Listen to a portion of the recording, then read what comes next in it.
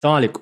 لو شايف إنك في علاقة سامة ومش قادر تخرج منها أو مش قادر تاخد القرار إنك تسيب الشخص ده من كتر تعلقك بيه، فالفيديو ده ليك. واحدة من أكبر العقبات اللي بتقابلنا لما بنيجي نخرج من علاقة سامة هي إن إحنا بعد ما بناخد القرار بنكتشف إن الوجع بتاع اتخاذ القرار ده قوي جدا لدرجة إن إحنا بنرجع للعلاقة دي برجلينا. والسبب هنا إن الإنسان بيكون متعلق بالشخص ده، أدمن وجود الشخص ده. طيب ازاي بقى اخد قرار ان انا اخرج من العلاقة دي؟ اول حاجة لازم اعرفها او اول كونسبت لازم ازرعه في دماغي ان انا بعد ما اخد القرار ده انا هرتاح وهتعافى وهعمل خطوات صح علشان اتعافى وهرجع انسان طبيعي زي الاول. لان مشكلة ناس كتير جدا ان عندها كونسبت اللي هو ايه، انا خلاص انا مش هقدر ارجع انسان طبيعي زي الاول لو سبت الشخص ده. انا لو سبت الشخص ده هفضل طول عمري عايش في عذاب، فعذاب بعذاب فافضل عايش في العلاقة دي.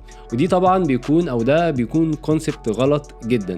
فاول حاجه لازم تكون عارف انك تقدر تتعافى وتقدر ترجع احسن من الاول واقوى كمان. تاني حاجه هتساعدك انك تاخد القرار ده هو انك تقف مع نفسك وقفه وتسال نفسك سؤال مهم جدا: هل انا استحق العلاقه اللي انا فيها دي ولا لا؟ هل استحق الذل اللي انا بتذله ده والاهانه اللي انا بتهانها دي والاذى النفسي اللي انا بتعرض له ده؟ هل استحق العيشه اللي انا عايشها دي ولا لا؟ ولا انا استحق عيشه تانية احسن؟